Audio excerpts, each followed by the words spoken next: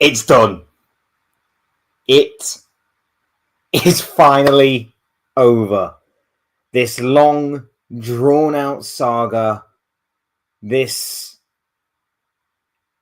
tedious, long, drawn-out situation finally has its conclusion. And it is the kind of conclusion that I think we all anticipated, we all expected, we all had hoped for. Obviously, as Liverpool fans, everybody else right now is pissed. Everybody else is annoyed. Everybody else is probably fuming that Newcastle could not hold on one more day. One more day.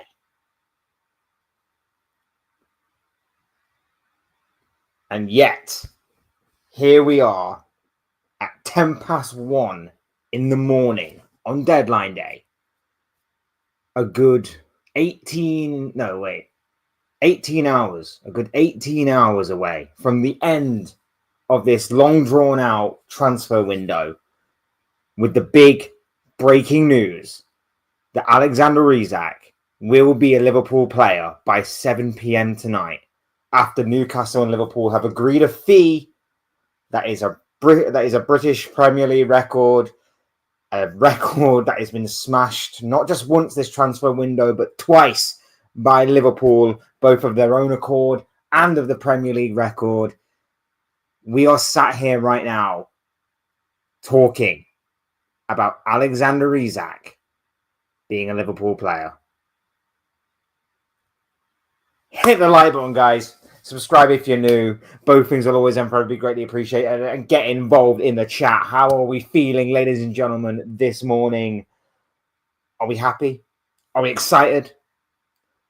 I'm going to be really honest with you guys. I'm happy about this.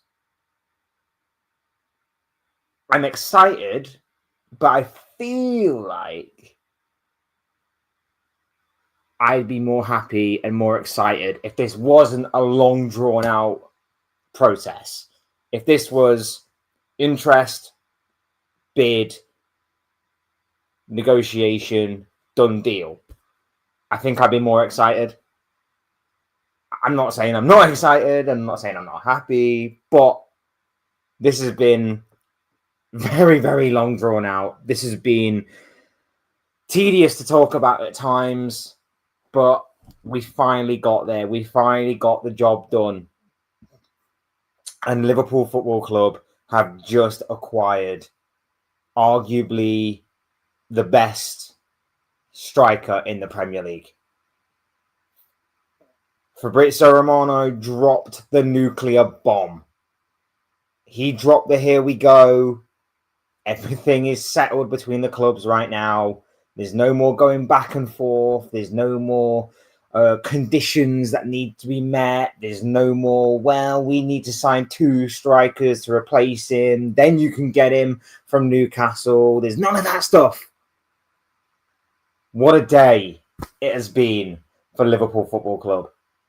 Beating Arsenal, signing Alexander Isak, and I'm going to go out on a limb and say this might not be the only here we go we get today. I'm going to say that Mark Gahey is going to be next, and let's fingers crossed and hope that that is the case. Like I say, people, hit the like button, subscribe if you're new, hit up the chat as Royal Red is doing right here. Big up to you, my bro. Thank you for being here. I know it's obviously very early in the morning, but it is deadline day, and this news is obviously massive. Let's go indeed. The star boy from Sweden has finally arrived. And obviously, we're not talking about the star boy from Sweden who starred earlier today and did absolutely nothing for Arsenal. We're talking about now our own star boy from Sweden, the Swedish striker known as Alexander Isak.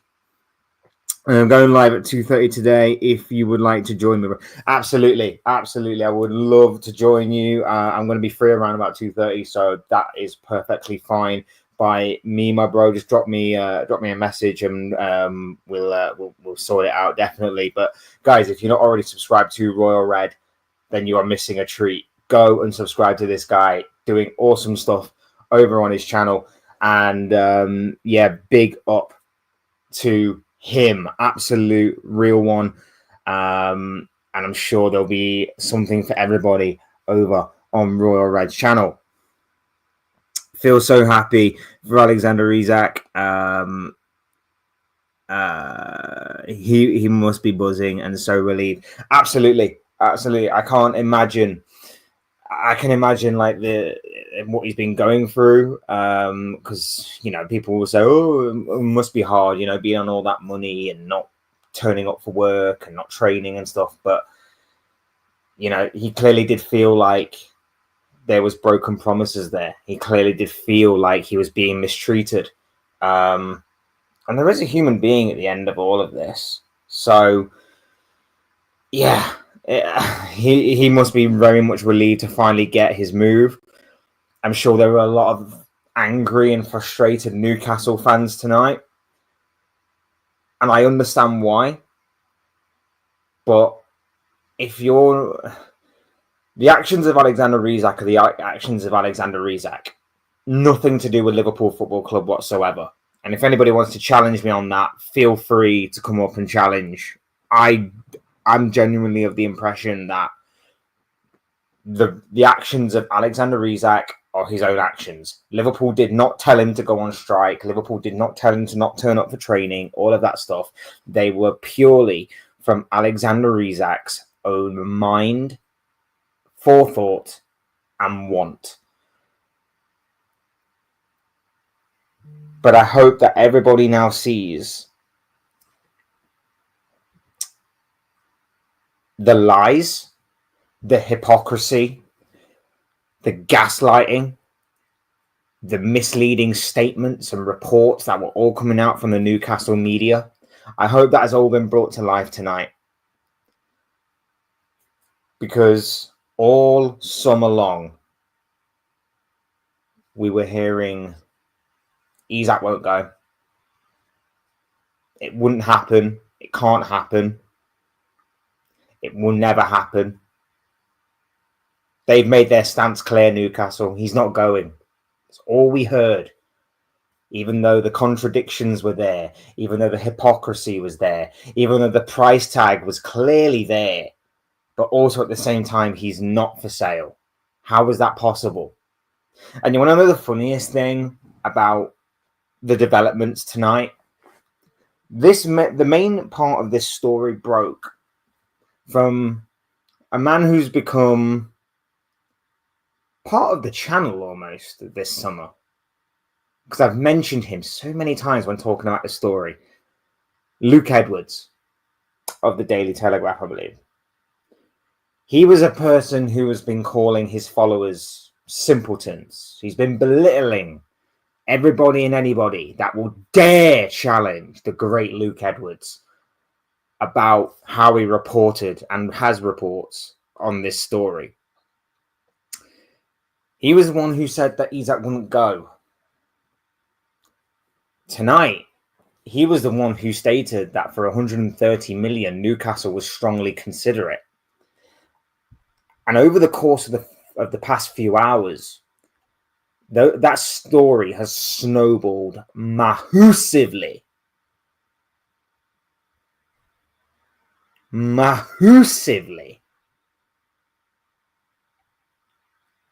To where we are now, which is Alexander Isak will become a Liverpool player. The medical is set. Everything is set in stone. It's just about getting it done and dusted and made official. Luke Edwards was the one to break it. And now he's getting absolute pelters left, right, and centre from everybody, including myself, who have brought up old tweets and old statements and old reports of him saying it's not going to happen. You are simpletons. If you think this is going to still happen, then good luck to you. The amount of backtracking this guy has done in recent days. A few days ago, I was not entirely confident that I wasn't as confident, should I say, that this move was going to happen. over the course of the past few days, seeing his tweets and seeing the amount of backtracking this guy has done, it made me more confident. And I knew deadline day was going to be the day. It's been a while since we've been involved in deadline day shenanigans, but obviously this is the day. We finally did it. We got it over the line. And like I say, he's the one who broke it.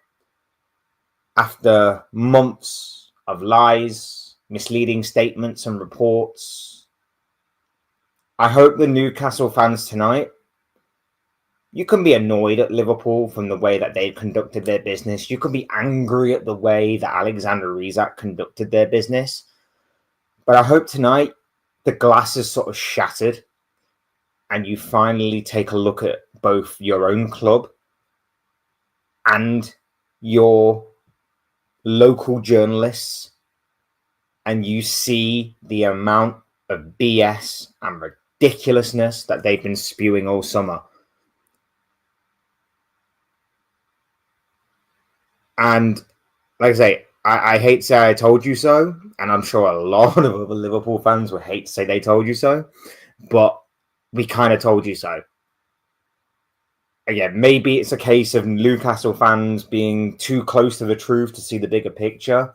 Maybe some Newcastle fans did see the bigger picture. Maybe there are some Newcastle fans that just didn't want to believe it. Either way,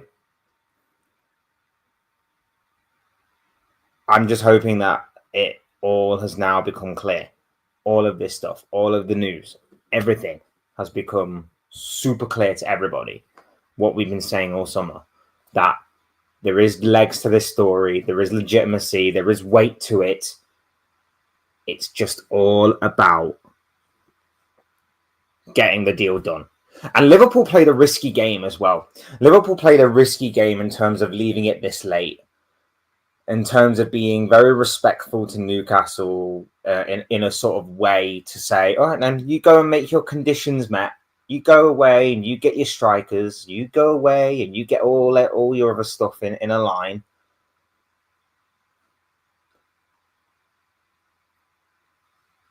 And we waited. And everybody was saying, pay the 150, pay the 150, pay the 150.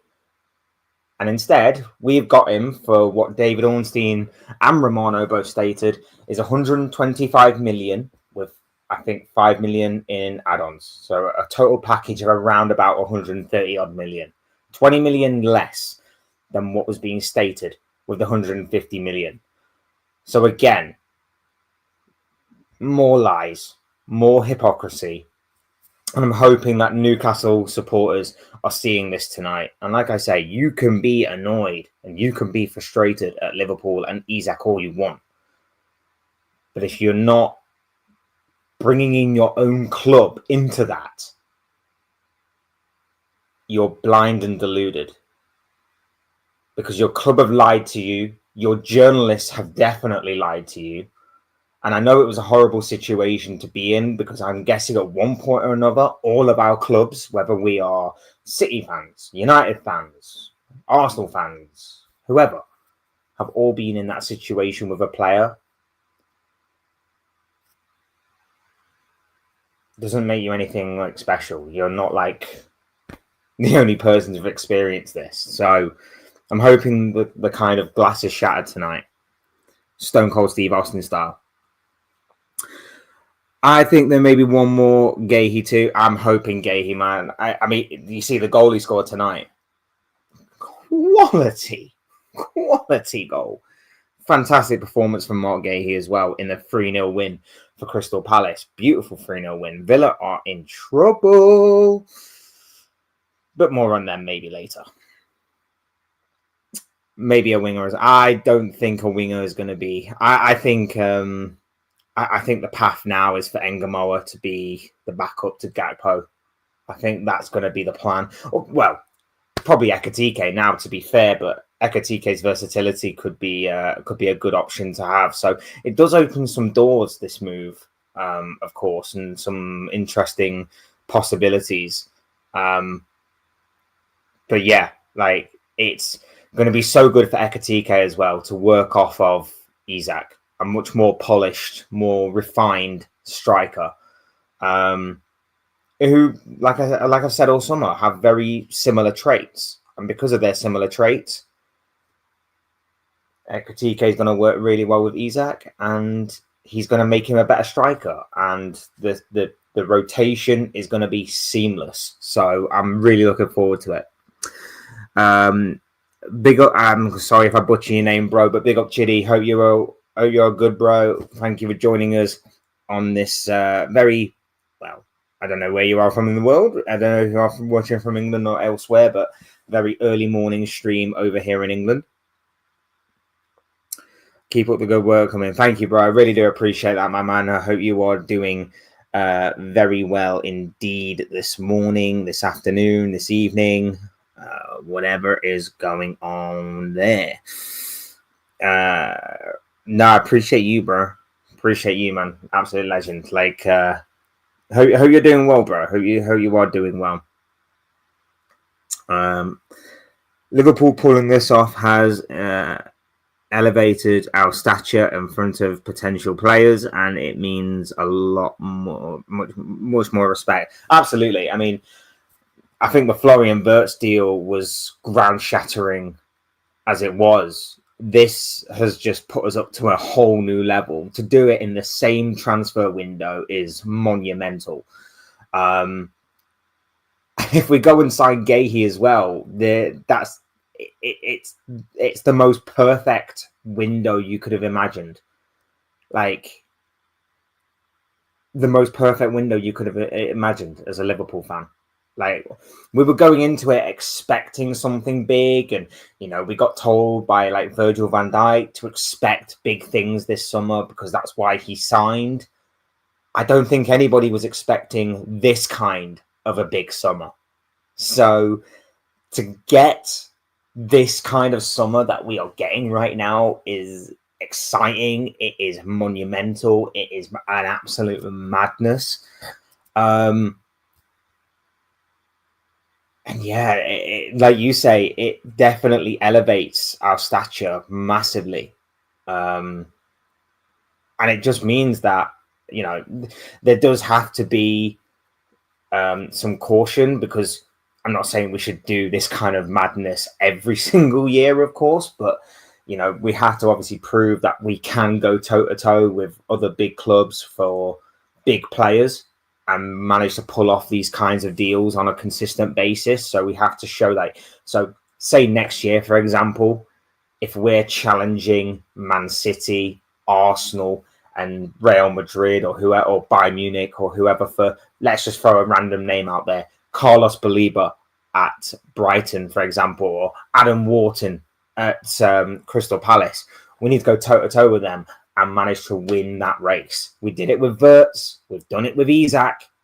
Let's do it with consistently more players, which I believe we can do. Isak is a man who knows what he wants exactly, which is why he's been so adamant all summer long about where he wants to play his football. Big up to Reluctant Gamer. Sorry, dude. Commiserations to you, man. I know it must be... I know it may not be great for you right now, my bro, but yeah, appreciate that, my man. Appreciate you being here. Big up to you. Hope you're doing well. Richard Hughes and Michael Edwards deserve a statue for the best sporting direction in world football. Truly have given us the best ever window in football history. I mean, it's hard to disagree. It's very hard to disagree with that. Especially when you consider, like, last year, I know I was sat on streams and videos talking about how they were doing nothing, and I didn't see the point in what they were doing, and all they'd given Arne Slot was 10 million for Federico Chiesa. It's incredible the difference a year makes, because in that year we've won the Premier League, and if you want to go on the whole we win the transfer window stuff, then go ahead, because I don't see anybody ever having a window like this, ever. Now, of course, it still has to translate on the pitch, but everything right now, sunshine and rainbows, bruv. Sunshine and rainbows. 3 wins out of 3. We've gone to St James's Park and won. We beat Arsenal at Anfield. Top of the table, going into the international break. Isak's incoming. Hopefully Gahey's next. What a time to be a Liverpool fan. What an incredibly mad time it is to be a Liverpool fan. We have to say he's not for sale to get as much money as possible. I get that, but as I've said all summer, you can't say he's not for sale, but also then say, well, 150 million is what we're probably going to be selling him for. I just had a problem with that all summer, bro. That's my only concern with what you're saying there. It just seems so oxymoronic. That I just don't personally agree with it, and I just don't think it's the right move. In all honesty, I think it's either he's not for sale, and you don't name a price, or you go, yeah, but it's going to cost you 150 mil. I sort of get your point, but at the same time, I just think it's I hated that. I've just hated that kind of phrasing all summer long. 130 million is a fair price for Isak, who wants to move for 150, is stretching it. I think it's a nice compromise. I do think it's a nice compromise. I did think it would be somewhere in that region. I'm glad it's finally sorted. Sorry, I try and just talk to everybody, and then I go off on tangents sometimes. I do apologize, mate, but thank you for being here, my bro. I know it's late. I know it's like a very early morning thing, but thank you for being here, bro. Really do appreciate it.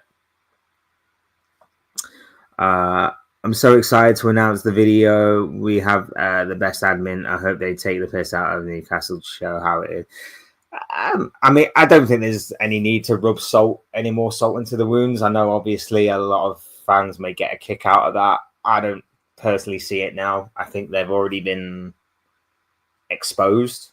Certain fans that obviously didn't want or didn't wish to see this coming.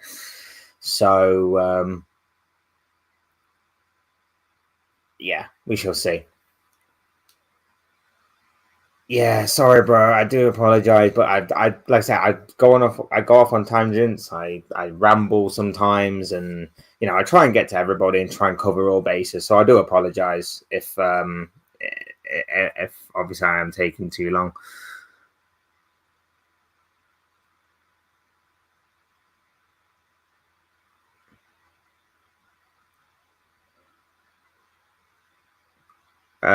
No, it's cool, bro. It's fine. Like, I get it. I'm just saying, like, I do go up on, like I say, I do ramble on a bit, so I do apologize.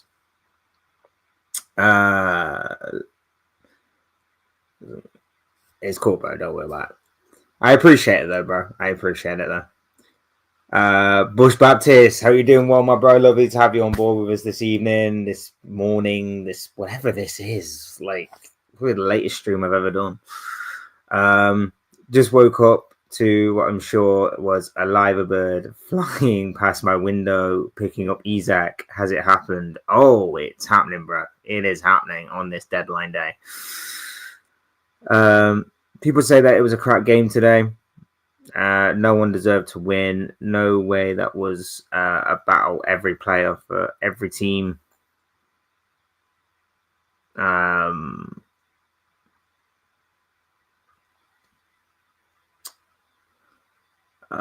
way that was a battle every player to every team. Worked so hard to cancel each other out. Great game won by a champion strike.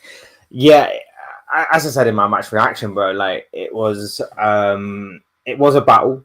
It was a battle. It was tough for Liverpool to get used to it at first. But once we got a grip of the game, and once we changed one or two things, especially Curtis Jones, that substitution in the second half was quality from Arne Slot. Like, that changed the game for us, and it really did open up the game from there.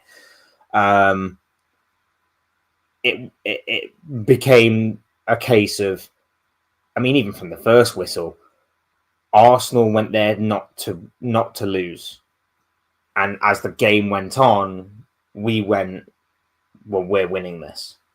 That was the difference. And that's the mentality that, I mean, if I get time tomorrow, I want to make a video on Arsenal and I want to talk about Arsenal's mentality, because for me, it's not changed. It's Arsenal's mentality weirdly has not changed. And I know that obviously they don't have a great record at Anfield. I know that obviously it's tough to go, but they've been bragging about this whole, we haven't lost to a big six team in however long it had been before today, obviously.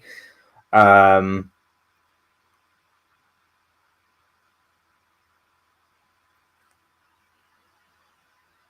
they went there today and they were like, we're not here to necessarily win, but we're definitely not losing.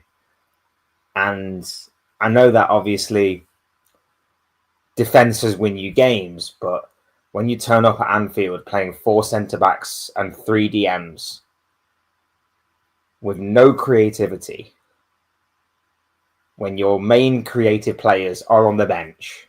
I know Odegaard was like injured in the build-up or whatever, but why is he even on the bench then? It made no sense. And then, of course, your debutant Eze is on the bench. You've got no creative influence in that team whatsoever, and you keep your main creative players on the bench. You went there to not lose, and you ended up losing anyway. That was a fantastic strike from Dominic Szoboszlai. Absolute moment of magic. A wonderful missile into the top corner. And yeah, Liverpool weren't amazing today either. Like, first half, we were poor. Second half, we grew into the game. And then we were like, right, we've got these. We've got these. These lot. And you know, I think even if the free kick hadn't have gone in, I was kind of pretty confident at that point that we would still go on and win the game because of how we were dominating. But like I say, Arsenal's mentality was weak, cowardice, and they just didn't risk take. They just did not decide to go adventurous whatsoever. And it was kind of surprising, and in a way, I think they just felt like, well, our set pieces will take us through this game. Our set pieces will win us this game. And they didn't. Their set pieces were actually pretty poor on the day. I was kind of nervous about us defending on the transition. I was nervous about us defending set pieces. And yet, we were fine. Kanate was immense. Kirkez was brilliant. Szoboszlai was unbelievable. Defending wise, we were class.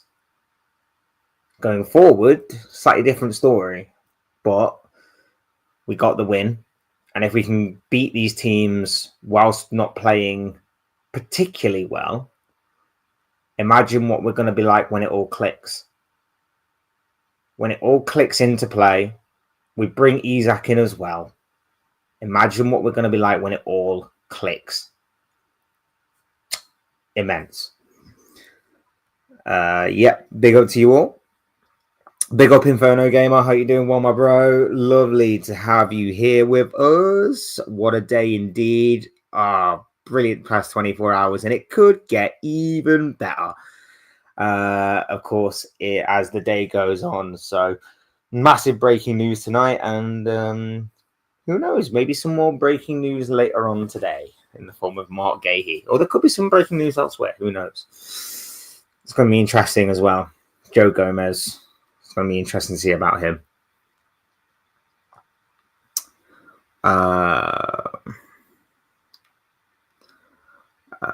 Gomez like that.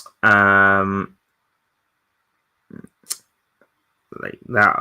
Oh my god, my eyes. I'm like dropping it. Neither, because hopefully next game. Oh, no. Sorry, I was just checking to see if anything broke.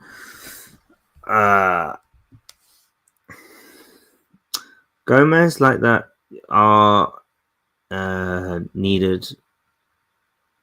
Games. I'm thinking it's an O. It's an A. Jesus Christ, what is wrong with my eyes? Games like that are needed because hopefully next game we are lightning off the matrix, runnings circles around them. So proud of the coach and the squad, the people that run and own the club. Great times. Absolutely, man. Like Champions wins like that, it's obviously a massive confidence boost, a massive mental boost as well to beat one of your closest rivals. I'm happy with that. And like I say, it proved today that we can be solid defensively. Now, Arsenal didn't really pose much in terms of any attacking threat, but part of the reason why was because we were so good defending. We were so good at stopping them from progressing. They only had one shot on target the entire game. And apart from Madueke running down the right wing, they had no real attacking threat. And even then, when Madueke did run, like he's got the pace over Kirkes, but Kirkes still stuck with him. Kirkes was still solid to stick with him. And also Madueke's got a very poor end product. But yeah, that's another story. But yeah, there was nothing from Arsenal. There was absolutely nothing from Arsenal, in my opinion, that told me today like their mentality has changed. Arteta's different. Arteta's changing the game. Nah. And now they have nothing. They used to brag about that stupid, we haven't lost to a top 6 team in God knows how long record. Well, that went up in smoke today. So, what you got now? What have you got now?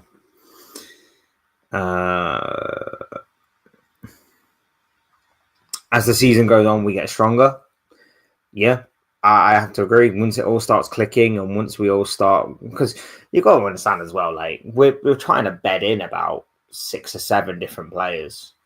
Like it's not going to be an overnight success. We still got 2 new fullbacks to bed in, and possibly getting in a new centre back today, and you know we've got a new midfielder who we haven't really had the likes of. You know, Szoboszlai may be our number 10 of last year, but Wirtz and Szoboszlai are very different number 10. So we've got to get used to playing with this kind of number 10, whilst he's got to get used to a brand new league that is more physically demanding than the Bundesliga. And also a new squad, which obviously, like I say, has been used to playing a certain way for so long that now we are morphing more away from a Jurgen Klopp DNA team to an Arne Slot one. There's going to be a fair amount of transition. And with that transition, of course, comes time. So when it all does start to click, and we have seen flashes and glimpses of it all clicking, you know, the link-up play between the front 4, you know, the move on Monday, which led to Rio Engamoa's goal, like that is slot ball. That is slot machine. So when it all does click, it will click. And it's going to be exciting, and it's going to be terrifying for other teams. And, you know, like I say, I think we've got 2 of our hardest games out the way and done with so far this season already. St. James's Park is no easy place to go. Would have liked it to have also been away for Arsenal at the Emirates, but, you know, facing them at home, getting that mental advantage early is still good for us. Still not the end of the world for Arsenal by any stretch of the imagination, but it is obviously, like I say, an early advantage, shall we say, for Liverpool, both mentally, psychologically. And, you know, you never know how much those things can obviously work for you and against your opponent later on down the line as well. Like, that could spark something in Liverpool to go on to something incredible. It could spark something in Arsenal for some sort of incredible downfall. So you never, ever know. Two more world-class players to add to what we already have. Wow, wow, wow, indeed, my friend. Wow, wow, wow. These are the days, my friend. These are the days. Used to dream about days like this. Used to dream. You remember when we used to be chasing around Chouameni's and Bellingham's and Caicedo's and Haaland's and whoever else you can name that we've been rejected by in the past. Remember them days? We used to be mocked for it. We used to be ridiculed for even thinking we had a hope of tying down these incredible players. And now we actually are doing it. We're hated. Liverpool can't win. That's the sign that you are the biggest club in the world. You're ridiculed when you fail. You're hated when you succeed. Either way, we live rent-free in everybody's heads, which is why the new agenda this season is we are all with insert Liverpool opponents' names here. So after the international break, when we have Burnley, don't be surprised if on social media and any rival fan that you talk to puts out there, today we are all with Burnley. The following week, today we are all with Chelsea. The following week after, today we are all with... I can't even remember who we've got after that. I'm like so buzzing about these. That's why we're hated. Target on our back already, because obviously we are Premier League champions. But even bigger because of the summer we've just had and the fact that everybody is angry and annoyed by the way that we've gone about our business with Alexander Isak. So, what you gonna do? What you gonna do?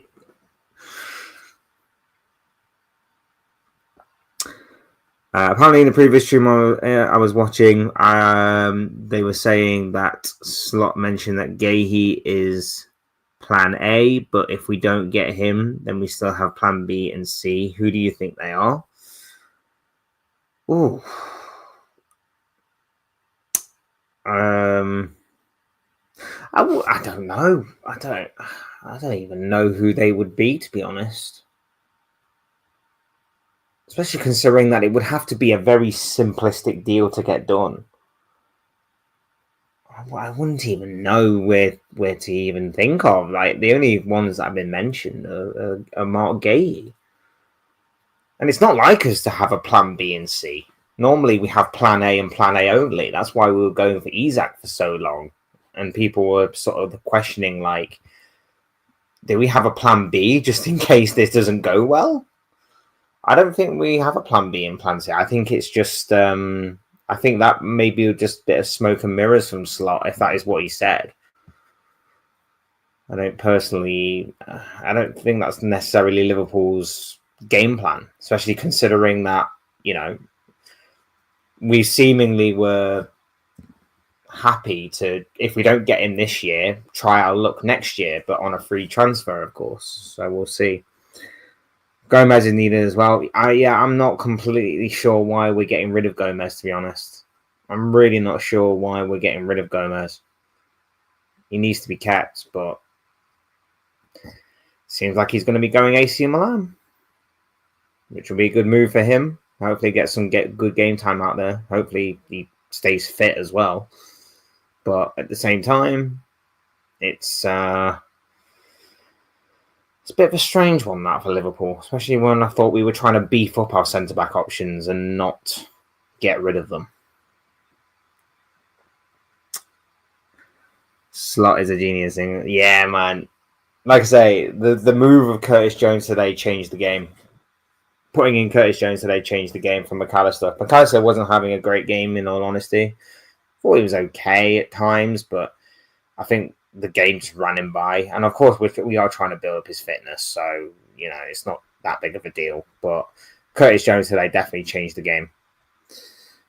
Big old reluctant game. And like I say, sorry, bro, that I don't get through these messages as quickly as you'd like. I do apologize. I do go on random tangents and things of that nature. So I do apologize. I do try and get through them as quickly as I can. But yeah, I do apologize, bro. But good to have you back with us. Hope you're doing well. Liverpool won the title already, 3 games in. He's got to show up in Champions League with the 2 strikers you have now. City and Arsenal not going to be title either. Chelsea, Liverpool taking over.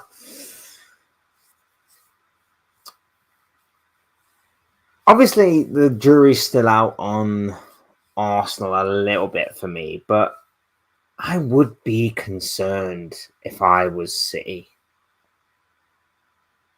It's not quite been the it's not quite been the transfer window that I think they were hoping for, Man City. I think they were hoping and looking for a bit more than what they had. Now, don't get me wrong. I think Reinders and Shirky will come good. They probably will get a goalkeeper today as well. I still think there might be something in the Donnarumma stuff. So it's possible they might still get another goalkeeper. Obviously, Ederson's going to... Is it Fenerbahce? Is it Fenerbahce? I want to say it's Fenerbahce. Because I don't remember. I want to say it's Fenerbahce, but I could be wrong. Was it Galatasaray? I can't remember off the top of my head.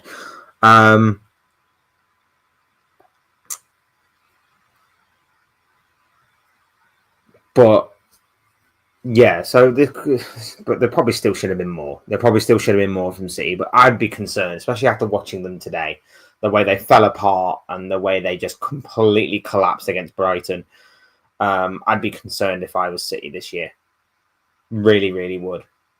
It could just be another case of get to January and throw another couple of 100 million at it again and hope for the best.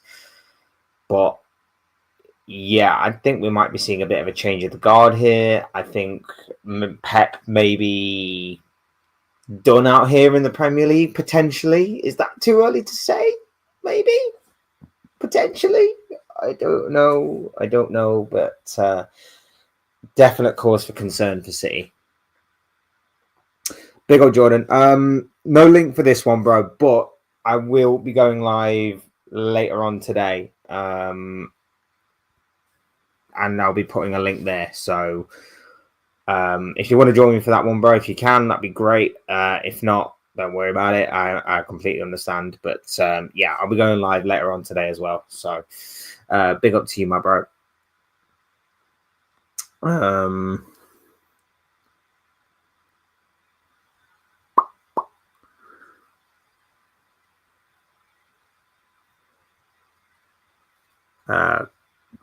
Good for Liverpool. 3 points. Is Arsenal 130 for Isak, best striker in Europe.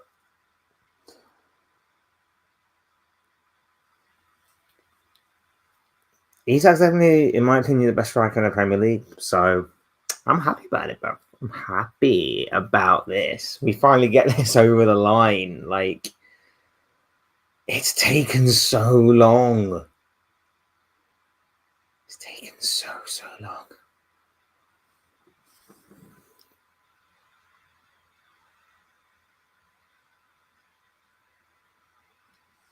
Taken so long. It's finally over. Like I say, it's finally over. And everybody that was gaslighting and everybody that was lying and the hypocrites and everything can be finally shown for who and what they are.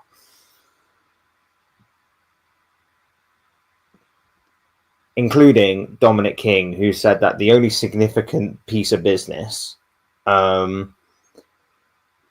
that was going to happen for Liverpool would be the loan for Kostas Tsimikas. How wrong he was. Stick to horse racing or whatever it is you do, Dominic. Jesus Christ, man. I expect Liverpool for buying the best. You'd hope so. But after the several years that we've had of seemingly trying but ultimately failing, has left us this summer hoping. And to be fair, I don't think anybody was expecting this. Don't think anybody was expecting this level of a transfer window, and yet here we are. What a transfer window it's been. City 2 losses already. Yeah. It's mad to think that United have been poor and yet United have more points than them so far. I know we're only 3 games in, but it's still amusing to think about. Think even no, Burnley don't. Sunderland definitely do. Sunderland have more points than City. So yeah, Sunderland do. I think Leeds do as well. Yeah, Leeds do. Yeah, just worked out. Leeds do. A lot of teams have got more points than City. Oh dear. Are you not getting the Isak shirt? I would if I was a Liverpool fan. No, I don't.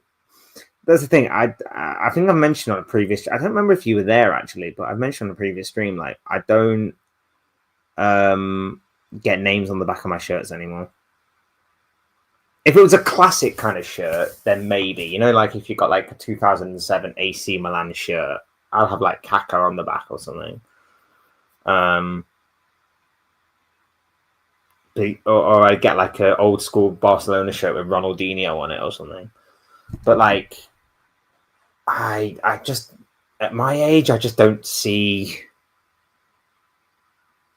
I don't know. I just don't see. I just don't see it with my age right now.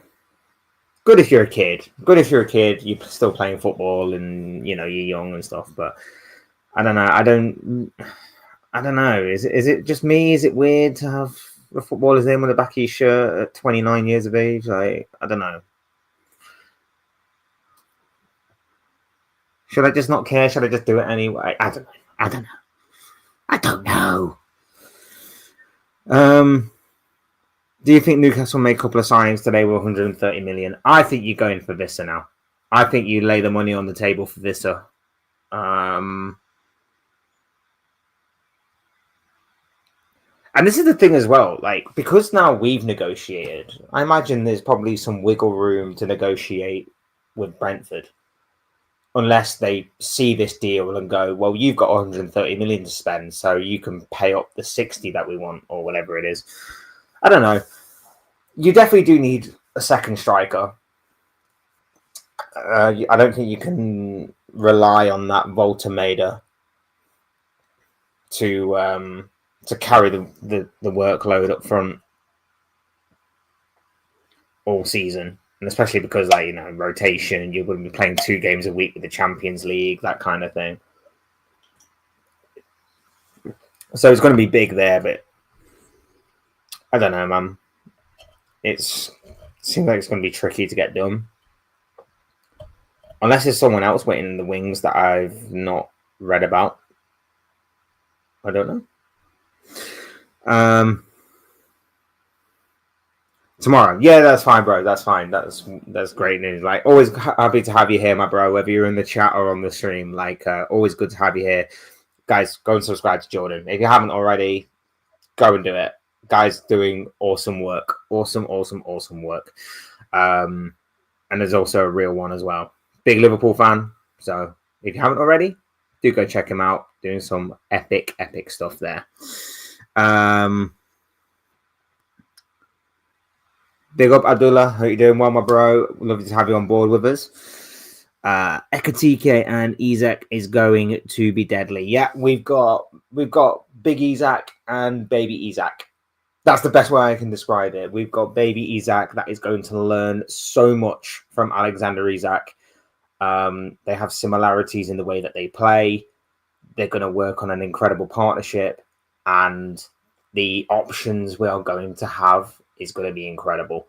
Like, whether we go two up top, which could be a possibility, whether we go with Ekatike on the wing, Isak up top, whether we rotate one for the other. Maybe we've got a big Champions League game that may be better suited for an Alexander Isak.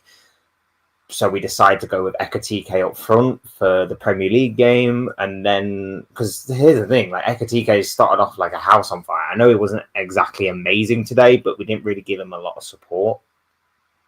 And with the way that he started, he's been incredible. He's been absolutely incredible. So he's already hit the ground running, which means that we've got nothing to worry about. Plus, you've got to think as well, Isak's had no preseason. Isak has had no preseason whatsoever. So we're going to need to spend at least the next couple of months, maybe even a bit longer at the very least, building up that fitness, building up that that match sharpness. And it's going to be even trickier because the international breaks that are going to be happening in now, October and November, that are pointless, ridiculous, and I hate them.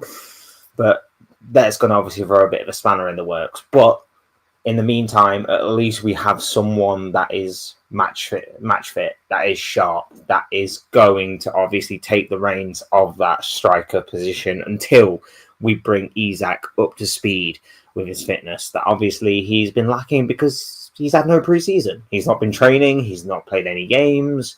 So, yeah, big Isak, baby Isak.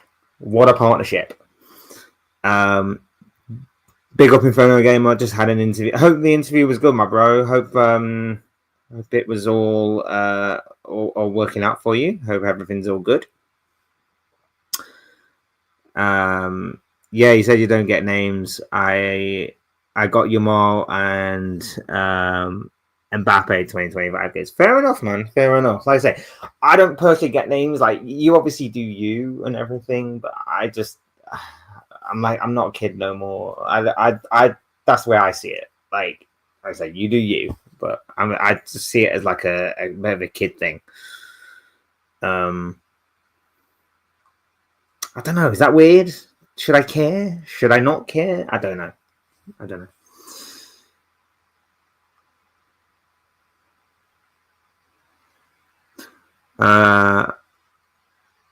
Your Newcastle shirt. Didn't you say you got a Isak shirt this year? Or were you planning on getting the Isak shirt this year?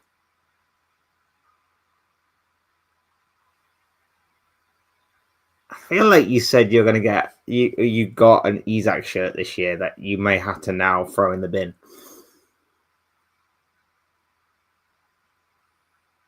If I was a club, I'd be offering, like, you know, you can change the name or something. But, I don't know.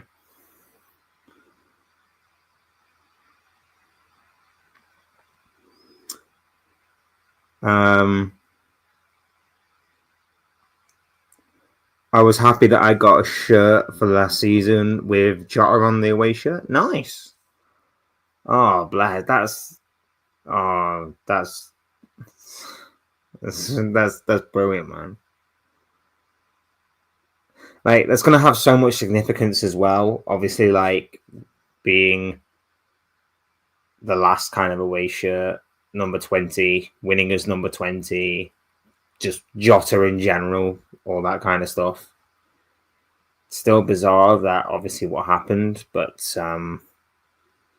yeah, that's lovely, man. It's a lovely kind of memory to have, I guess. Lovely. I was 21, so I know. Let's say, everybody do you. You guys do you. Like, it's just my personal belief. I don't know. Maybe I'm the weird one, which is, you know, not for the first time. But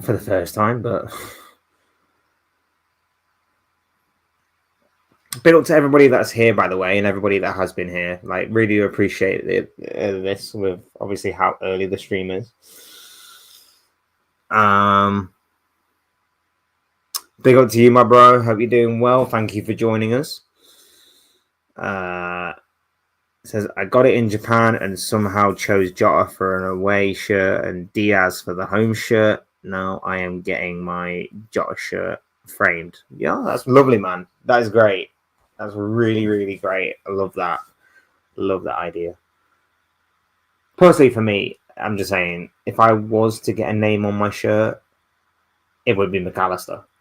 I'm just throwing that out there. If I was to get a name on my shirt this year, it would be Mac 10. So,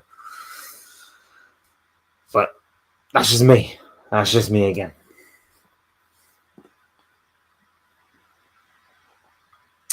You did get these, actually. I thought you said you did when you mentioned it. Yes. But you got one without as well. The club maybe not doing any sort of refund, well, not maybe necessarily a refund kind of thing, but they're not doing like a change kind of thing. They're not offering to maybe change it or something. Like sometimes I know that clubs do that, especially if if a player changes shirt number or something. Sometimes they do offer to change the number on the shirt or something, or change the name maybe. I don't know if Newcastle are doing that or not. Probably would be a nice way to say sorry, we kind of messed the fans around in a way, if anybody actually did buy Isak shirt this year. Only for the new ones.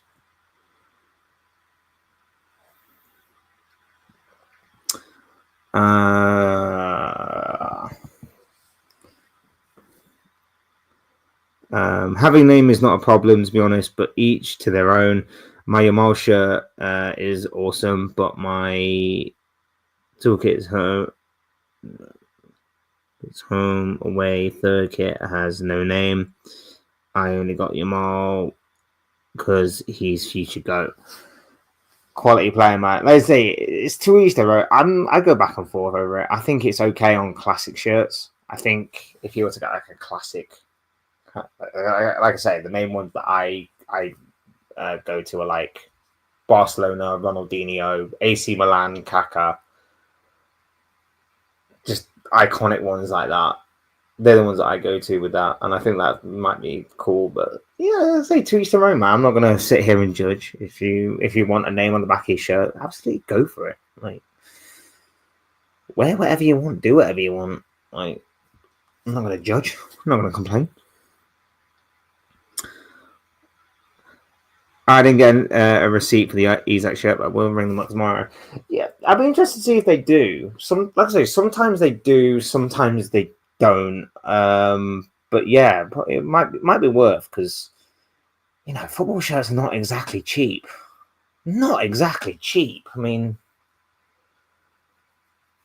yeah, this one, for example, wasn't exactly cheap. This wasn't exactly cheap. Very expensive, especially if you get a name on the back of your shirt as well. That's extra on top of what you pay for this shirt. So, yeah, mad. I would buy a shirt for this season, but they're 130 and I'm job searching right now, so probably not the best investment. That's understandable. Like I say, they are very expensive. I don't really go for the proper replicas, so I pay for like the not the proper ones. I go for like the replica ones because it's A, slightly cheaper, and B, who cares? Like, this is still quality anyway. The only thing I kind of was debating was short sleeve or long sleeve. Long sleeve looks mint, by the way, absolutely mint. And I was debating whether to go long sleeve or short sleeve on this one. I don't normally go long sleeve, but I was really debating it this year.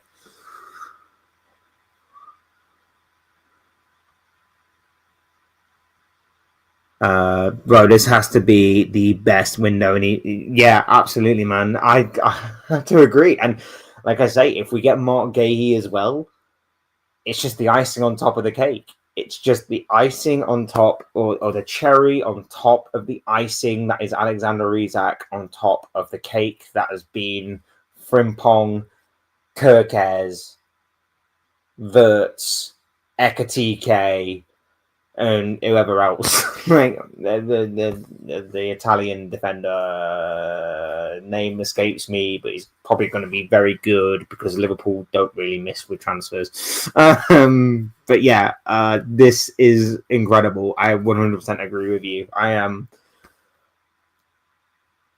I never thought in my wildest dreams of thinking about what could possibly happen in this transfer window that I would be sat here right now looking at this Liverpool squad and going, we signed Alexander Isak, Jeremy Frimpong, Hugo Ekitike, Florian Wirtz, Milos Kerkez, an Italian centre-back who's probably going to be awesome, and potentially on the verge of Mark Gahey as well, amongst maybe one or two others that I've not even remembered because, let's face it, it's like 2 o'clock in the morning and my brain is fried from what has been an incredible day.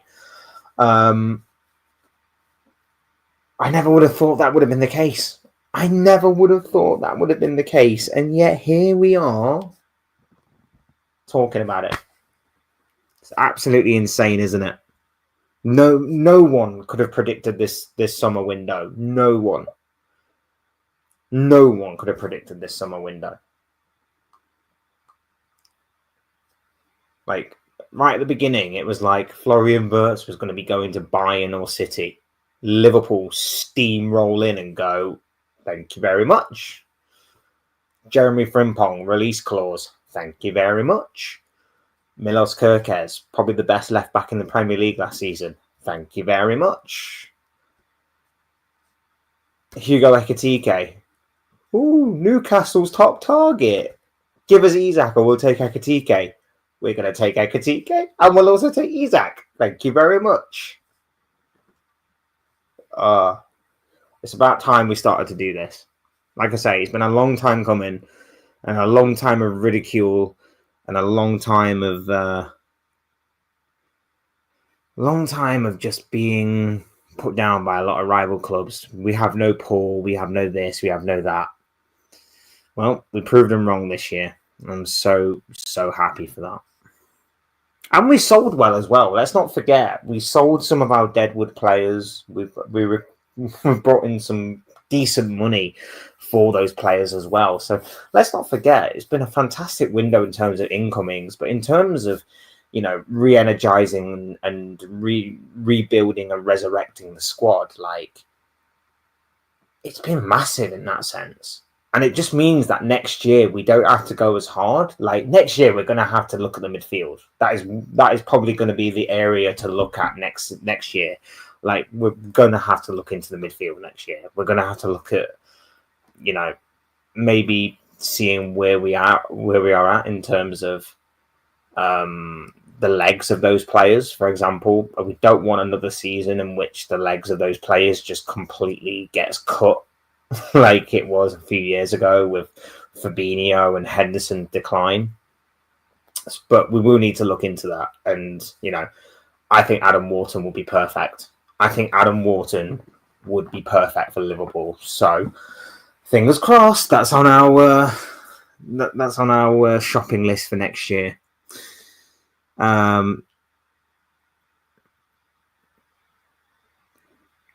Thing with football kits is for the price you get for one, you can wear it for years. Yeah, absolutely, 100%. It would be good for Newcastle. You at least take the name off the shirt I got. So players, I got is the players version, cost 120. Fair enough. Long sleeve is £200, 200 Australian.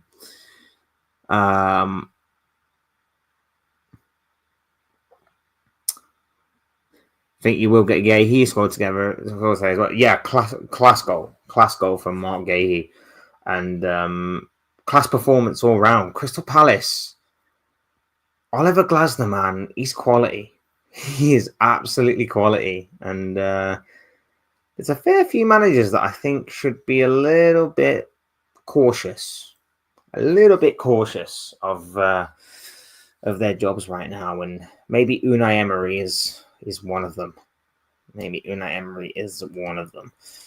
But what I will say is, like, the professionalism from Mark Gahey has been brilliant. Like, I'm not going to sit here and claim that everything Isak did was, the right way to go about it. I'm not going to say that, but I'm also not going to say he was wrong also. But it does show you that there is certain levels of professionalism within the game, within certain players. And not only that as well, but a lot of Newcastle fans this year were blaming Liverpool for the actions of Isak. And as I said at the top of the video, I don't think Liverpool was sat there telling him to not turn up for training. I don't think Liverpool was sat there telling him to not do this, not do that, not do the other. I think those were the actions of Isak and Isak alone. I'm pretty sure of it. If I'm wrong, I'm wrong. I'll hold my hands up and say that. But I'm pretty sure that those were the actions of and sole actions of Alexander Isak. And again, I don't have any definitive proof, but the only proof that I do have is that Mark Gahey's been linked with Liverpool. He decided, if they come in for me, they come in for me. If they don't, I'll walk away next year, but I'll play out my last year at Palace. I'm cool with that. I'm happy with that. And he was professional, and he turned up in pre-season, and he played the pre-season games. And of course, he's played every game ever since. He lifted the Community Shield. I'm just saying, like, a lot of people wanted to make Liverpool out to be the bad guy in this situation. And I think tonight has just sort of hopefully opened a lot of people's eyes to the reality that they were being misled. They were being gaslit. And that, yes, maybe Liverpool didn't handle it in the best possible way. And like I say, they did run the risk at times of maybe not securing this deal. But at the same time, Liverpool just wanted one of the best players in world football, which any other club would love to be in that position of saying, one of the best players in world football wants to come to my club. They'd love to be in that position. So a lot of teams would have loved to have swapped with us this summer. Simple as that.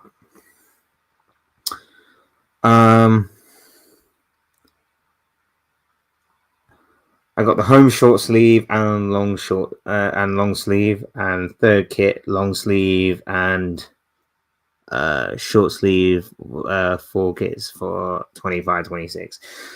Let's say I've never really been a long sleeve fan, but like I say, the long sleeve on this shirt looked really, really good. I was really tempted to get it, but in the end, I was very short sleeve. So it was close this year, though. I will say it was close because it did look super clean. It did look super, super clean. But no, I'm loving this shirt right now. This is a Galacticos type of window. I never thought Liverpool would do. You expect this from a Real Madrid, a City, a PSG, but not Liverpool. Yeah, especially like I say, because we've been ridiculed for this. We've been ridiculed for not managing to pull in the talent when of course we should have done, when we failed to capitalize on, people like Haaland and Bellingham, Tchouaméni, the amount of players we lost out to Real Madrid over the years.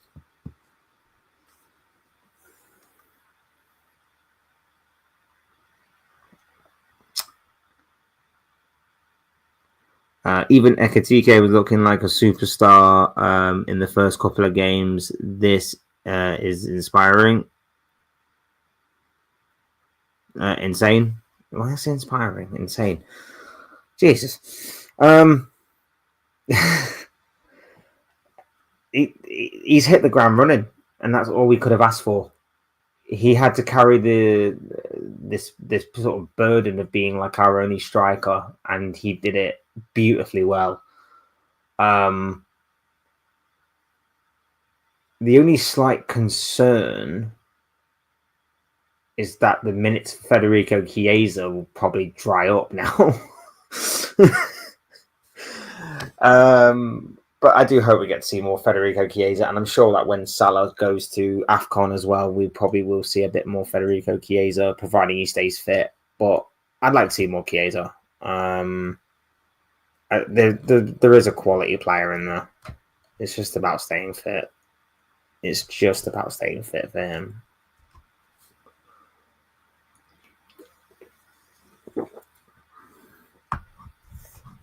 So, fingers crossed he can find his place. And plus, with the way that Salah started the season, like, if in a couple of games' time Salah's performances still haven't risen, we've already proven that we don't necessarily rely on Salah, shall we say, as much already this season as we did last. I know it's only 3 games in, but we've had a few really tough games, and Salah's not exactly been his usual self, shall we say. If in a couple of games' time Salah's still not firing on all cylinders, maybe it might be best to maybe, God forbid, I'm going to say this, but drop him. Maybe for like a game or so, or maybe just kind of bring him on as a sub, maybe rebuild some of that confidence, maybe. I think it is a persistence thing with Salah, because I do think teams still see Liverpool as this big one-dimensional team that can't succeed without Salah's influence. But like I say, so far this season we've succeeded without his main level of influence. And I think when teams start to pick up, when Vert starts to, properly get in the groove and swing of things, and, Gakpo's still providing goals and opportunities and assists, and Ekatike's being incredible. And now that we've got Isak as well, I do think that the more opposition teams start to realise, oh, there's more than just Salah in this team, that's when Salah will get a bit more freedom to be like, okay, I can now play my game because the others around me are more or are closer to my level than what I was previously playing with. So, fingers crossed. Amorim should watch his back. Oh, I can think of loads, bro. Nuno, especially. Don't even talk to me about Forest. I know you didn't bring it up, but don't even talk to me about Nottingham Forest today. Nottingham Forest, not only did they blow my acca completely, but I also triple captained Chris Wood. I brought him in just so that I could triple captain him against West Ham, a team that have been awful this season, the worst team in the Premier League this season, conceded 8 goals in their past 2 games, and he did nothing. West Ham did nothing. I was fuming. I was absolutely fuming. Absolutely fuming. To hell with Forest, bruv. To hell with... Yeah, Nuno's job, he's on the chopping block, I think.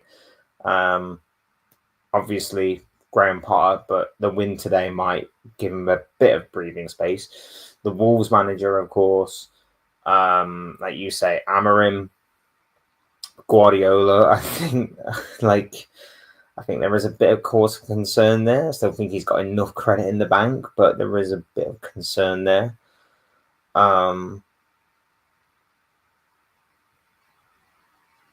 Yeah, there's a few. There is a few.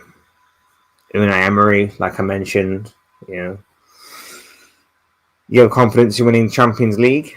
I think we're one of the favourites. We've got a pretty tough league phase, to be fair. It's an interesting one. I knew we'd get Real Madrid, though. I think I even said on the stream that you can guarantee Liverpool will get Real Madrid. And guess what we did? We went and got Real Madrid. Of course we did. Why wouldn't we? Why wouldn't we have got Real Madrid? Why wouldn't that have been a fix? You know? Couldn't have got Barcelona again or anybody else like that. No, of course, we had to get Real Madrid again. Inter's going to be interesting as well. Yeah, we've got Atletico as well. It's got some interesting games.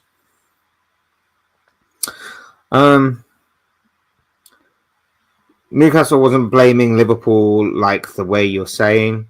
They were blaming Isak and the agent mainly.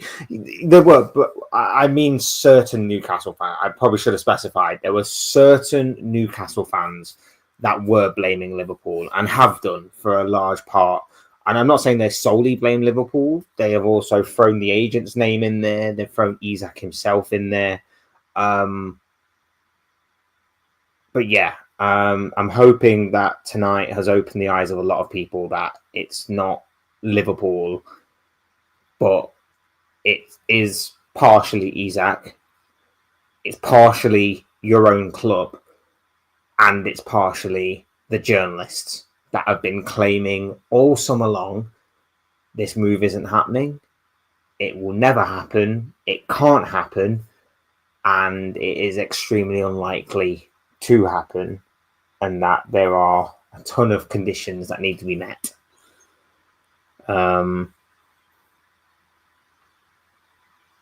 So yeah, I'm hoping that the blame is off the shoulders of Liverpool after tonight.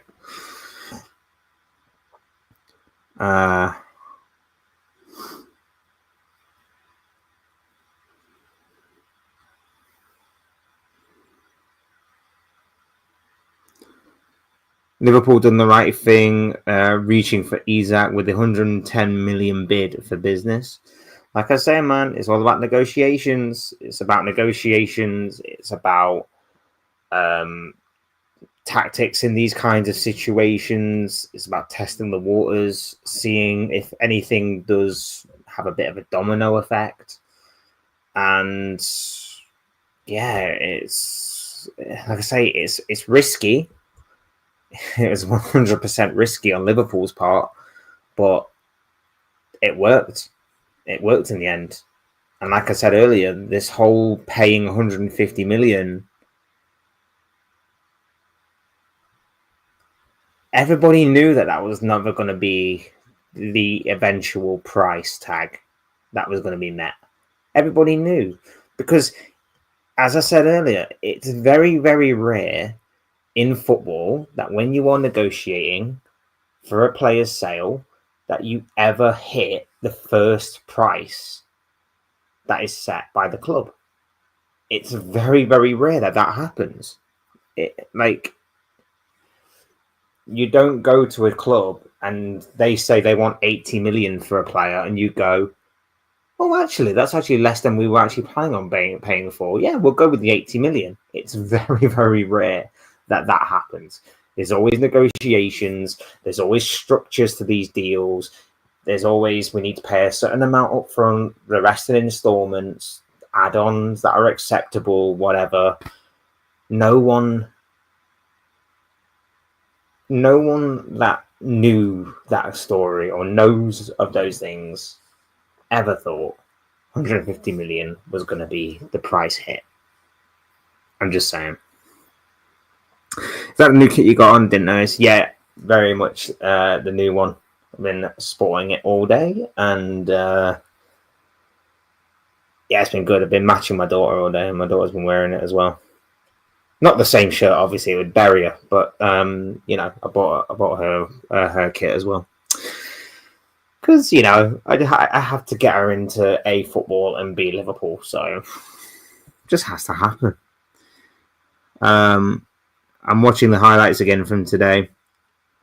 On Szoboszlai has so much aura at the moment. He reminds me of those school Italian players from the 90s.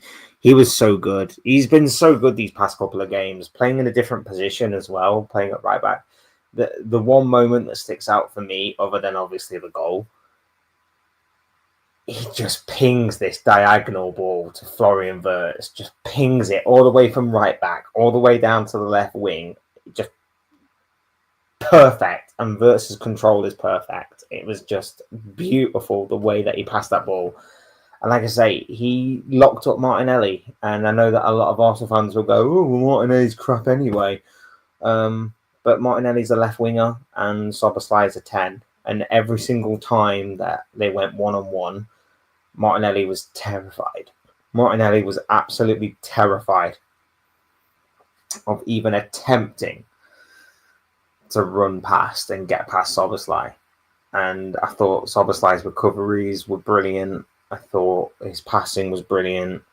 Everything about Szoboszlai's game today was brilliant. And I don't know if this makes him our new right back. But I've got to say, if he's playing well there, you might as well see how far you can take that, right? Like, it's not his natural position, but with the energy that he has, with his work rate that he has, I'm just throwing it out there that we just ride this out for as long as it takes before he eventually gets caught out.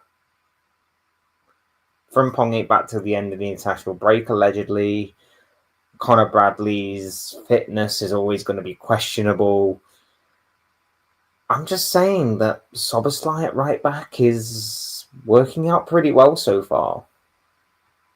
And like I say, his passing range especially, and the way that obviously I said this again in my match reaction, I keep screaming out for Szoboszlai to shoot every time he has the ball because I know how much power he has in that right foot of his. So I'm hoping that he does that more. I'm really hoping that he does that more. But I also know he's got incredible passing range.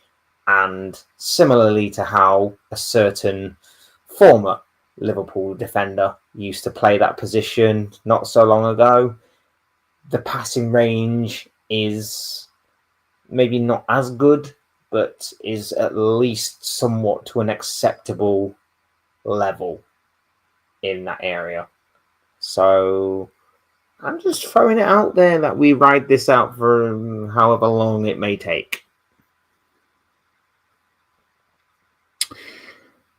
Van Dijk and Isak are going to be great friends. I mean, you saw after the Carabao Cup game, didn't you? The way that they were talking. So you just know it's going to be a good partnership. Chiesa will play. I think Elliott is gone. It's going to be sad if Elliott does go today. I understand why, and I wish him the best of luck, and I know he's going to be great wherever he goes. I'd like to see him stay in the Premier League. I would like to see him stay in the Premier League, and I'd like to see him obviously go Crystal Palace, but I don't think that's going to happen. I think it is going to be Leipzig, isn't it? So it'll be unfortunate.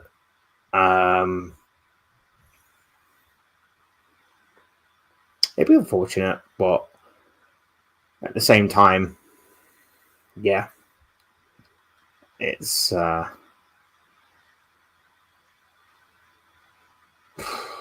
unfortunate, but yeah, Harvey Elliott, man. Harvey Elliott, my guy. I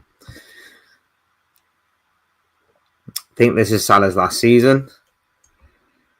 Don't know why, considering he only signed a 2-year deal last year, but it could be like a Jurgen Klopp kind of thing, maybe. I hope not. I really hope not. I hope he does see out the rest of his contract. It'll be loyalty at the end. No, I'm not throwing that. I'm not throwing that in there.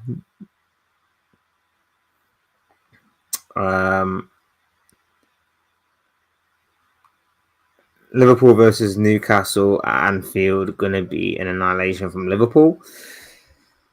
I mean, there's going to be a bit. I think now, from now on, there's always going to be a bit of needle now between. Well, I mean, there already was before. It was a Premier League classic, them two meeting. But I feel like now there's going to be an extra bit of needle, with given what's happened between the two clubs this year. Good thing or bad thing? I don't know. But it's going to be an interesting game no matter what. It's going to be an interesting game no matter what. And if Isak does score the winner, oh dear. Written in the stars, isn't it? It's written in the stars for Isak to score a 97th minute winner in front of Newcastle fans at Anfield, in front of the way end. Oh, he's going to do like an Adebayor.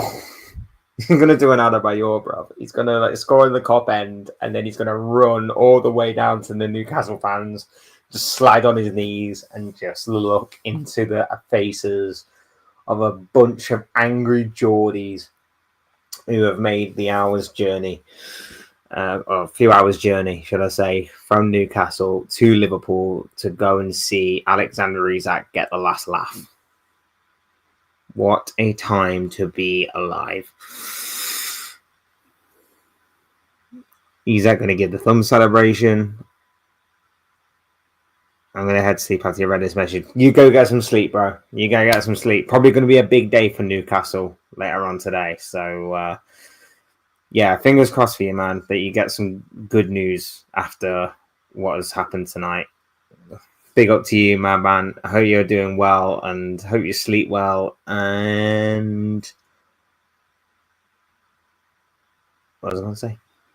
Oh, yeah. Peace out to you, my man. Thank you for joining us. Really big up to you, Wilson Gamer. Absolute real one for being with us tonight.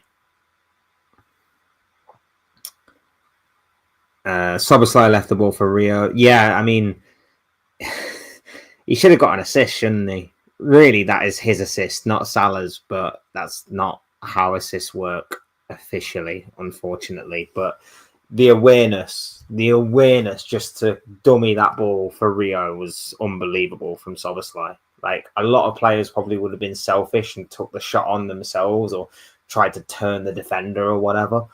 But Soboslai's awareness just to know where Ngomoro was unbelievable. Absolutely unbelievable.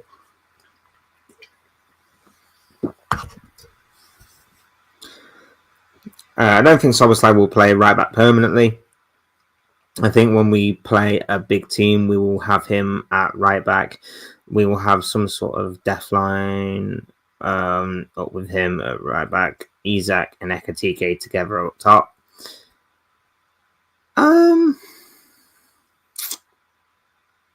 It's a nice option to have, though. I'll say it like that. It's a nice option to have Soboslai at right back. Like I say, his passing range is excellent.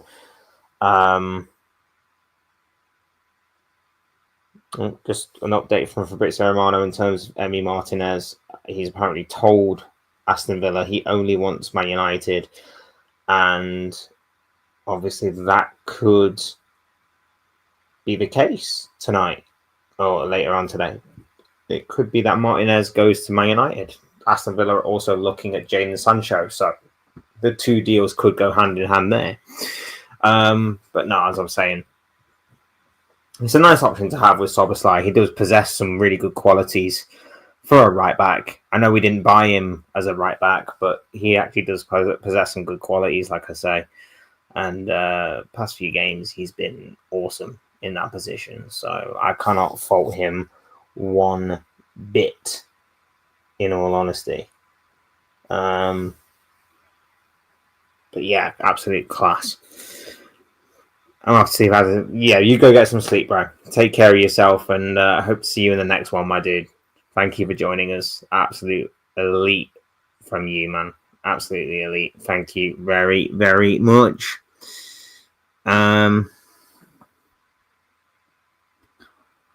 John Woodmass, hope you're doing well, my bro. Lovely to have you with us.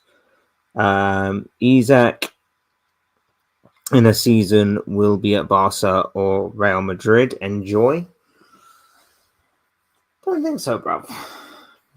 Maybe not at least in a season. Maybe 3, 4, depending on if we continue our trajectory to be elite. As I think he might have. I think Barca might have came in for him this year had they not had their financial issues. I think if Barcelona didn't have as many financial issues, I think they would have gone for Isak this year. And I think that Liverpool and Barca would have found themselves in a bit more of a tug of war. But I think the opportunity really did present itself this year with, Haaland already being at City, with Gyökeres being at Arsenal, Man United being Man United, Kane at Bayern, Mbappe at Real Madrid, Barcelona, like I say, I know they have Lewandowski, he's not exactly getting any younger and everything, but let's face it, it's like they have had financial issues, which I think would have restricted them from signing someone like Isak. Chelsea obviously buying 3 strikers already this summer, and of course having Nicholas Jackson. I think the market just opened up beautifully for Liverpool in that aspect, and it was just perfect. The way that everything fell, the way that the stars aligned for Liverpool, it was just perfect in terms of Liverpool just getting everything sorted, getting the bid and going, right, there we go. The only obviously thing that slowed everything down was the fact that Newcastle couldn't buy a replacement, because they couldn't even buy a replacement for Callum Wilson or summer, a player who only played 350 odd minutes for Newcastle in the entirety of last season. That's the only thing that slowed them down, was that they couldn't buy a replacement. So, yeah, it's annoying, but it's just the way that it went. It's just the way that it went.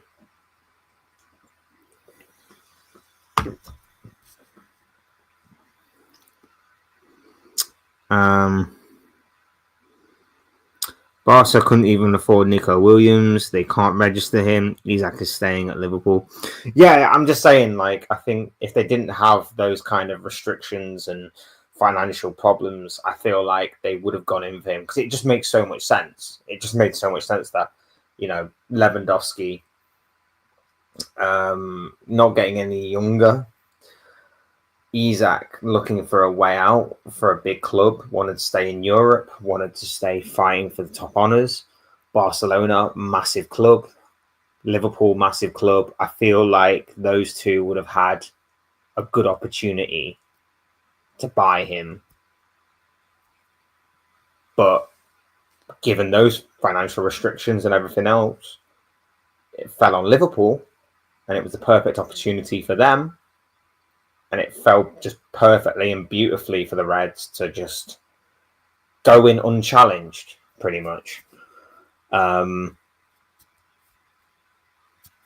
I say, it started off as a deal that was never going to get done. That's what everybody was saying.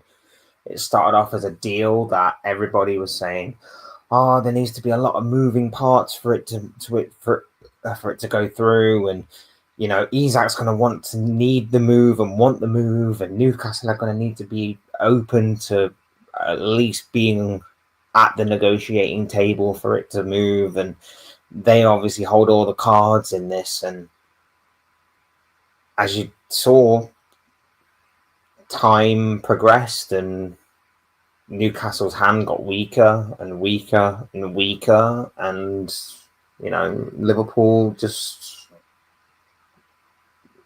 opportunistic as ever.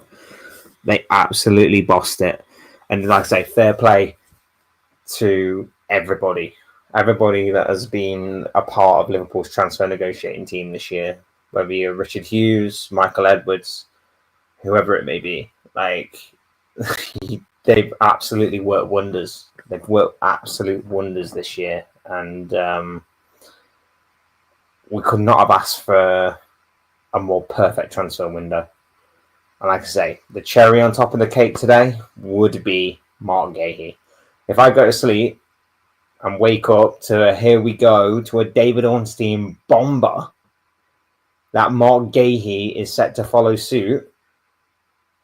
If that is to happen, by the way, I am expecting. I know we don't do this because for whatever reason we don't do the whole. We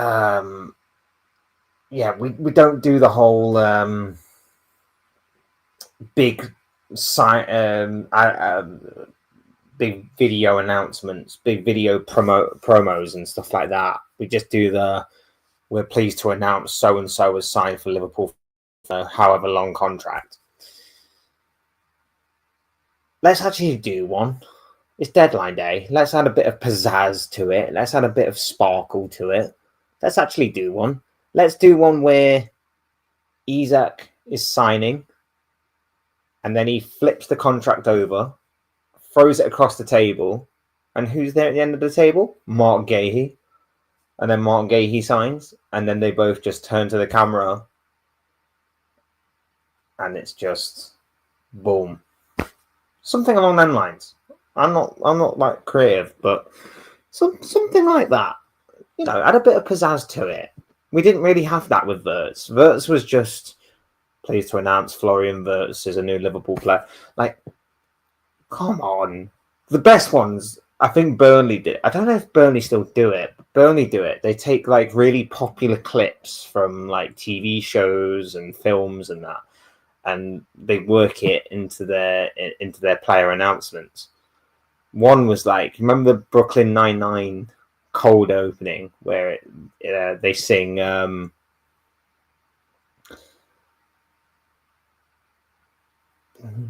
know the song. I don't know the frigging name of it. Tell Me Why. Tell Me Why? Is that the name of the song? My mind's just gone blank. I don't remember the name of the frigging song. Anyway, it's probably like one of the most infamous cold openings of Brooklyn Nine-Nine. They play it, and then when he goes, now number 5, that's when the new signing, they cut to the new signing who sings it, and yeah. I'm explaining it terribly, but you can go back and find it yourself probably. But I just like a bit of that, a bit of showbiz, a bit of, a bit of showmanship. A little bit like that. But yeah, who knows? It's all cool. Fingers crossed. Night, my bro.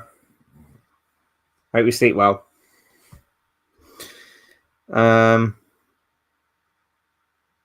you take a look at Liverpool's schedule?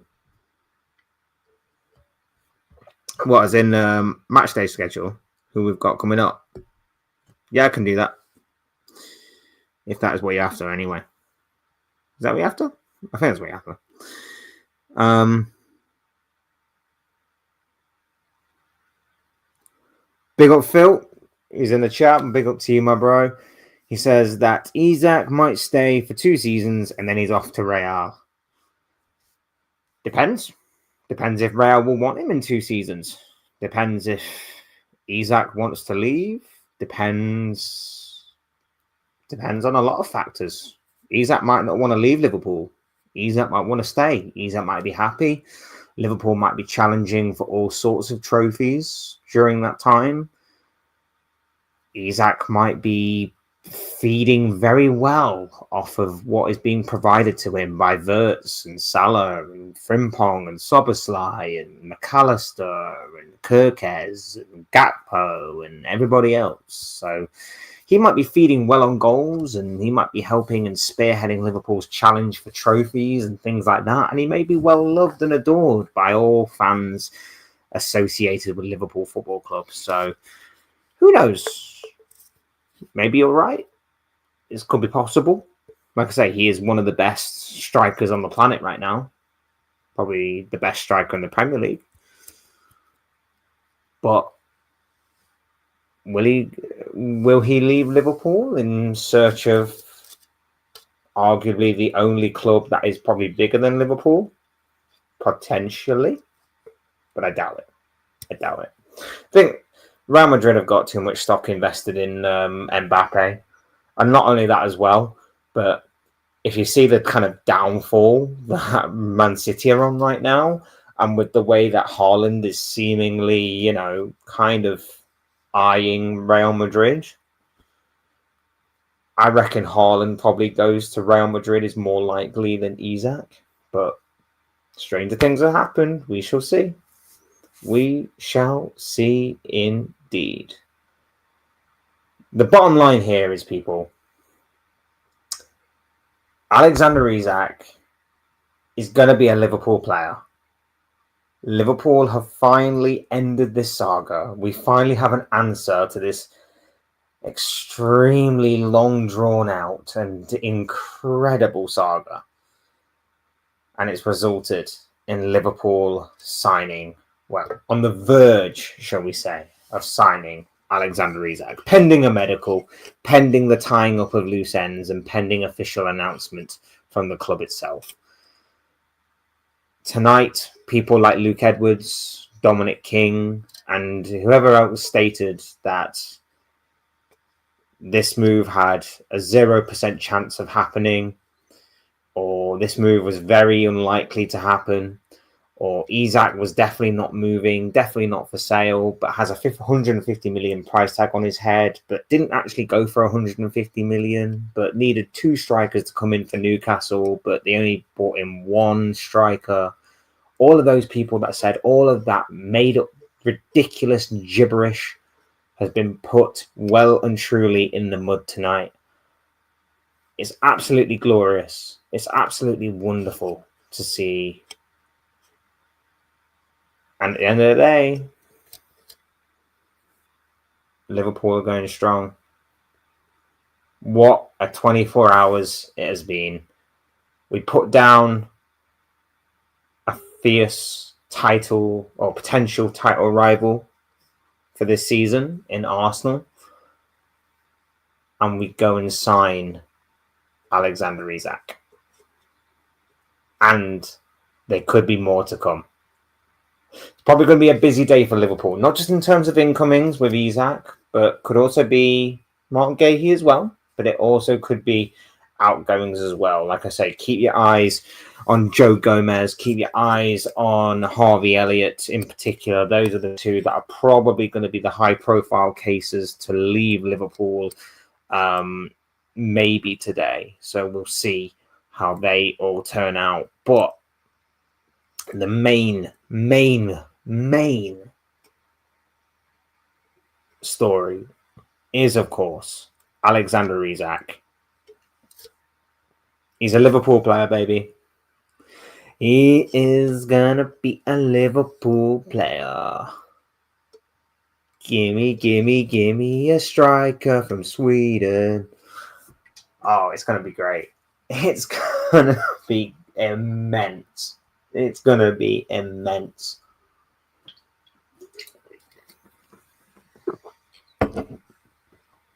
Alexander Isak, Liverpool. It's finally happening. It is finally happening. Guys, I'm going to be back later on today.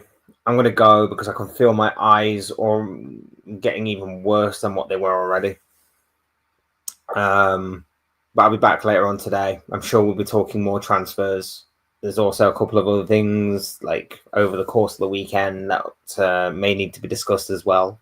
Maybe some VAR stuff again. Talking Arsenal mentality as well. Maybe some other things that may need to be discussed from the weekend. But mainly it's going to be transfers, of course. We have got an international break. So, yeah, might have to kind of spread the content out a little bit because of that. Who doesn't love the international break in September? Oh, no one. No one loves the international break in September. Get rid of it. It's absolutely pointless and useless. Anyway, thank you all so much for being here. Thank you all so much for joining me on this very, very early morning / very, very late at night, or wherever the hell you're watching from, depending on what the time period it is, whatever.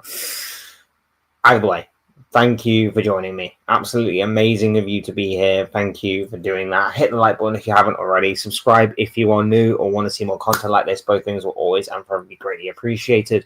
You guys are absolutely awesome. Thank you to everybody that has contributed in the chat today. Really, really do appreciate it. Like I say, I'll be back later. I'll be back later on my channel with another stream. I think I'm going on Royal Red's channel as well. I think I'll be joining him on there. So if you haven't already, like I say, subscribe to Royal Red.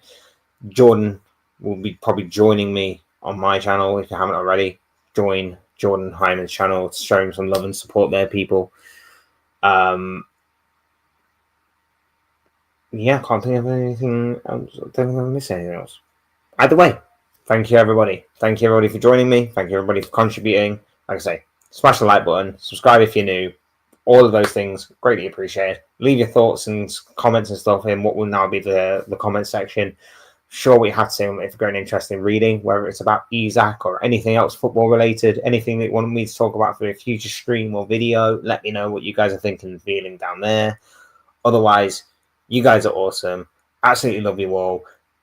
And Alexander Isak is a Red, is a Liverpool player. It's wonderful, isn't it? It's absolutely freaking wonderful. Take care, guys. Have a good night. Get some sleep. And I'll see you bright and early tomorrow. Today, tomorrow. I don't know. I've lost the plot. I'm rambling now. Take care of yourselves. Goodbye. God bless. Good night. Sleep tight. Don't let the bed bugs bite.